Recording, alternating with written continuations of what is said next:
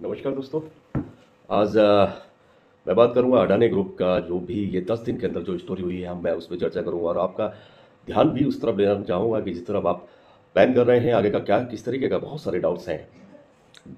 और चलिए जल्दी से इस चैनल को सब्सक्राइब कर लीजिए। मैं आपसे शुरू करता हूं अडानी ग्रुप्स का वो स्टोरी जो मात्र 10 दिन के अंदर किस तरीके से अडानी ग्रुप के ऊपर इतना बड़ा हंगामा क्रिएट हुआ। हिंडनबर्ग की रिपोर्ट्स आई जिसमें आपने देखा कि देश का जो दिग्गज और बहुत बड़ा कारोबारी गौतम अडानी जी के ग्रुप को पिछले 10 दिन से बहुत ही भारी तरीके से आप देख रहे होंगे शेयर मार्केट किस तरीके से डाउन गया और इसका असर बहुत सारी कंपनी के और भी शेयर्स पे पड़ा है।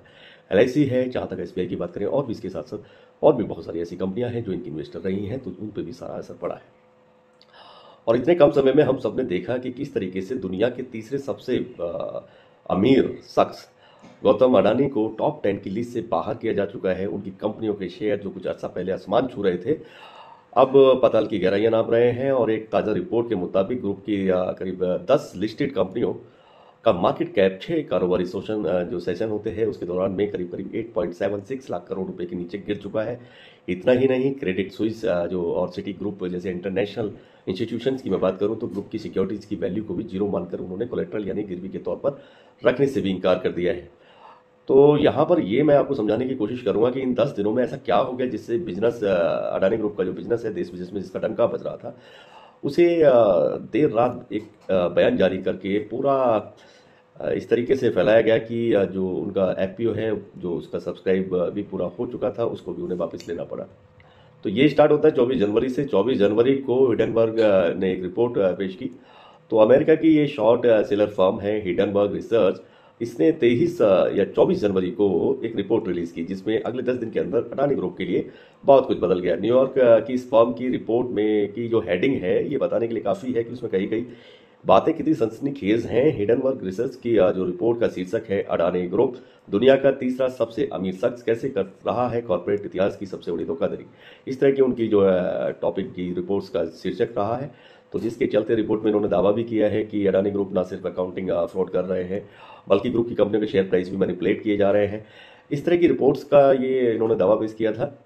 और अडानी ग्रुप में 7 में से 5 कंपनियों में शॉर्ट टर्म लिक्विड रिस्क जो होता है उसको भी इन्होंने बताया, बहुत ज़्यादा बताया है। तो हिडनबर्ग रिसर्च के दावा कितना सही है गलत है ये तो जानकारी से ही पता चलेगा। किसी भी रिपोर्ट को शेयर बाजार इंटरनेशनल जो फाइनेंशियल इंस्टीट्यूशंस है उन्हें कितनी गंभीरता से लिया जाना चाहिए ये तो आगे वाला समय बताता है या उसके जांच का विषय है। 25 जनवरी को हिडनबर्ग का रिपोर्ट आई कि शेयर बाजार में अडानी ग्रुप के शेयरों की धुलाई शुरू हो गई। उसके बाद में शेयर डाउन आने शुरू हो गए और एक ही दिन में समूह की लिस्टेड कंपनियों के जितने शेयरों की कुल वैल्यू का मिलाकर के 97,000 करोड़ रुपए उनकी वैल्यू और कम हो गई।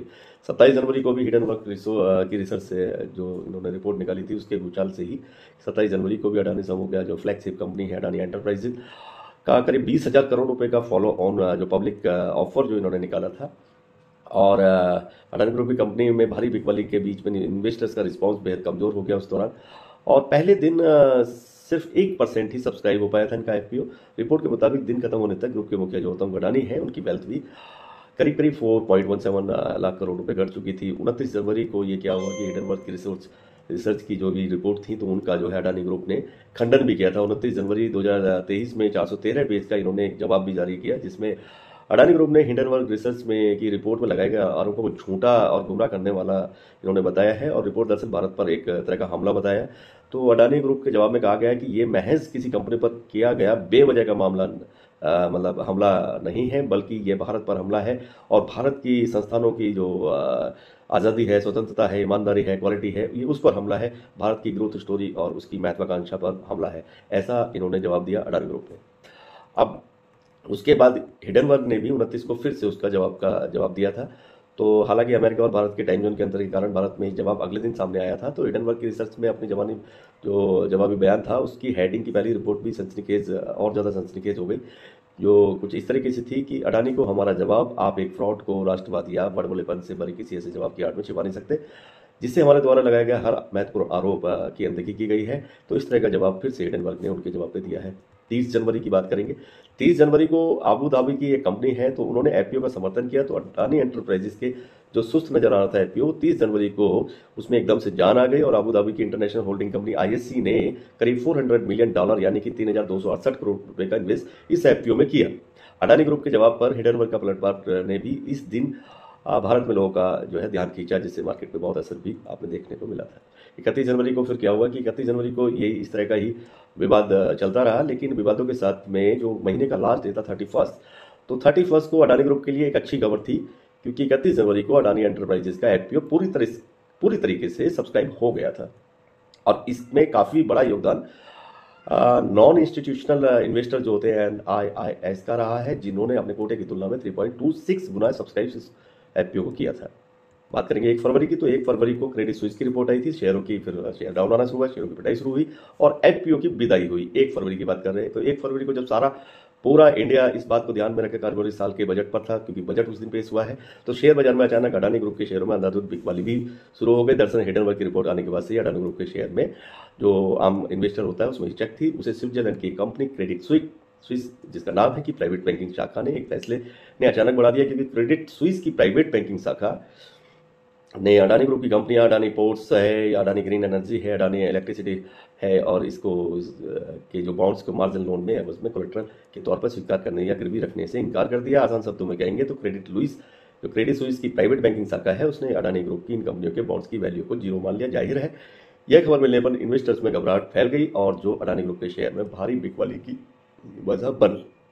1 फरवरी को ही आई एक रिपोर्ट के मुताबिक करीब 5 कारोबारी सेशन के दौरान अडानी ग्रुप की कंपनियों के कुल मार्केट कैपिटलाइजेशन में 7 लाख करोड़ रुपए से ज़्यादा, यानी करीब 38% की गिरावट दर्ज की गई। और 1 फरवरी को ही रॉयटर्स ने रिपोर्ट दी कि मार्केट रेगुलेटर सेबी ने अडानी ग्रुप पर हिंडनबर्ग रिसर्च द्वारा लगाए गए आरोपों की जांच भी उन्होंने शुरू की थी। और अडानी ने बड़ा फैसला क्या लिया है कि अडानी ने एक नैतिकता के आधार पर अपना जो IPO है वो रद्द किया। 1 फरवरी को अडानी ग्रुप में देर रात इन्होंने ये फैसला ही किया कि पूरी तरीके से सब्सक्राइब हो चुके IPO को रद्द किया जाता है। अडानी ने इस फैसले को नैतिकता की वजह से उठाया हुआ कदम भी बताया। बाजार में असामान्य माहौल के दिन में और दिन भर जो शेयर में कीमत में भारी उथल पुथल भी रही, आप दिन देखा भी होगा, तो कंपनी के बोर्ड ने फैसला लिया कि इस तरह के हालात में इशू पर आगे बढ़ना नैतिक रूप से ठीक नहीं होगा। इसके लिए इन्होंने ये IPO को रद्द किया और सारे पैसे अपने इन्वेस्टर्स के लौटाने की भी बात इन्होंने मानी और उसको इन्होंने लीगली और पब्लिकली बोला भी है। टीवी पर, हर न्यूज़ पर ये चीज़ अडानी का दिखाया भी गया है। अब 2 फरवरी की बात करेंगे। 2 फरवरी को IPO वापस, लेकिन गिरावट फिर भी जारी रही। तो अडानी एंटरप्राइजेस के बोर्ड ने भले ही इन्वेस्टर्स के प्रति नैतिक जिम्मेदारी का हवाला देते हुए अपनी पूरी तरह से सब्सक्राइब हो चुके IPO को लौटा दिया, लेकिन कंपनी पर इन्वेस्टर का भरोसा फिर भी नहीं लौट पा रहा है। IPO वापस होने के अगले दिन यानी कि 2 फरवरी को अडानी एंटरप्राइजेस समेत ग्रुप की ज़्यादातर कंपनी के शेयरों में भारी गिरावट का सिलसिला देखने को मिलता भी रहा। 2 तारीख को अडानी एंटरप्राइजेस के शेयर की कीमत एक ही दिन में करीब 26-27% से ज़्यादा लुढ़क गई, ज़्यादा डाउन आ गई। दिन के कारोबार के दौरान कंपनी का शेयर करीब 28-29% तक इनका गिर गया है, तो जिससे काफ़ी डाउन गया और ये 52 वीक्स का सबसे निचला स्तर भी चेक किया गया। तो ये अपने 52 वीक का सबसे डाउन में भी आ गया है। तो ग्रुप की ज़्यादातर कंपनियों के शेयर भी लगातार 6 दिन भी में गिरावट देखने को मिलती रही। तो इस तरीके से ये 6 दिन या 10 दिन का मैंने जो आपको बताया है, तो ये एक बड़ा हास्यास्पद रहा, लेकिन फिर भी उसके साथ साथ मैं आपसे शेयर करूँगा आने वाले नेक्स्ट वीक में किस तरीके का रहने वाला है अडानी ग्रुप के लिए ये नेक्स्ट वीक। तो नेक्स्ट वीक की अगर मैं प्रेडिक्शन की बात करूँगा तो आप नोट भी करेंगे, नोट कर सकते हैं, तो आप चाहें तो उसको लिख सकते हैं, नोट कर सकते हैं, या फिर उसको वीडियो में बार बार देख सकते हैं, चेक कर सकते हैं। लेकिन मेरा मानना ये है कि अभी ये एक गुड अपॉर्चुनिटी है। कंपनी के शेयर्स काफ़ी अच्छे और सस्ते दरों पर आपको मिल रहे हैं, और ये इस समय का किया हुआ इन्वेस्टमेंट मैं ऐसा मान के चलता हूँ कि 3 महीने के अंदर ये डबल मुनाफा आपको देने वाला होगा।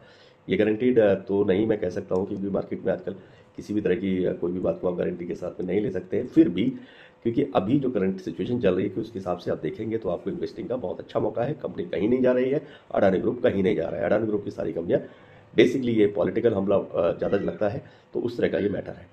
मार्केट में इमोशन चलते हैं, तो इमोशंस के चलते और रूमर्स के चलते मार्केट डाउन आया है, जो कि धीरे धीरे रिकवर होने की कंडीशन है। नेक्स्ट वीक से आपको रिकवरी देखने को मिल जाएगी। हम बात करेंगे 6 फरवरी की। 6 फरवरी को मैं आपको एक शेयर के बारे में बताऊंगा। मैं सारे, क्योंकि 5-6 कंपनियों के शेयर कहाँ से बताना मुश्किल है छोटी वीडियो में, आपको मैं अडानी पोर्ट्स के बारे में बता देता हूँ। तो अडानी पोर्ट्स का भी अभी आप देख ही रहे हैं, करीब 450 रुपये तक भी नीचे चला गया है। और 6 तारीख से स्टार्ट करेंगे, तो 6 फरवरी को आप देखेंगे कि ये अपना मैक्सिमम 568 रुपये के आसपास ट्रेड करने वाला है। और 7 तारीख की बात करेंगे तो 7 तारीख को भी 570 रुपये के आसपास ट्रेड करेगा। 8 तारीख की बात करेंगे 8 फरवरी की, तो 8 फरवरी की बात करेंगे तो 8 फरवरी को भी ये 550 रुपये के आसपास ट्रेड करेगा। 9 फरवरी को थोड़ा डाउन जाएगा, 480 रुपये के आसपास ट्रेड करेगा और 10 फरवरी को भी 485 रुपये 490 रुपये रहने वाला है। और 10 के बाद में सीधा 13 आएगा, तो 13 की वो मार्केट खुलेगा तो 13 फरवरी को आप देखेंगे तो ये करीब 500 रुपये में ट्रेड करेगा अपने मैक्सिमम में। उसके बाद 14 तारीख को आप नोट करेंगे तो 14 तारीख को भी 480 रुपये रहने वाला है। 15 तारीख को 400-450 रुपये आपको ट्रेड करता हुआ दिखाई देगा। और उसके बाद में 16 तारीख को थोड़ा डाउन जाएगा, 410 रुपये तक ये आ सकता है। और अगर बात करेंगे 17 तारीख की, लास्ट 17 तारीख की बात करेंगे तो 410 रुपये ये आपको देखने को मिलेगा। तो आप ऐसा मान के चल सकते हैं कि अडानी पोर्ट्स का जो ये प्राइस टारगेट मैंने 14 डेज का आपको बताया है, तो अगर आप उसमें अपसाइड नोट करना चाहते हैं तो अपसाइड में ये 570 रुपये तक रहने वाला है और डाउन साइड में ये 374 रुपये तक जाएगा। ये आप देख लीजिए। तो ये आपको 14 डे की प्रोडिक्शन भी रही है, लेकिन भरोसा बनाए रखिए, कहीं भी कुछ भी गड़बड़ नहीं होने वाला है। मार्केट फिर से अपने ट्रैक पे आने वाला है। अडानी के सारे जो भी शेयर हैं वो आएंगे और बिल्कुल ट्रैक पे आ जाएंगे, बिल्कुल घबराने की जरूरत नहीं है। चाहे तो आप और भी इन्वेस्ट कर सकते हैं, तो आपको और भी अच्छा फायदा मुनाफा हो जाएगा। तो इसी के साथ में ये वीडियो यहीं समाप्त करते हैं। नमस्कार, खुदा हाफिज़, बाय बाय।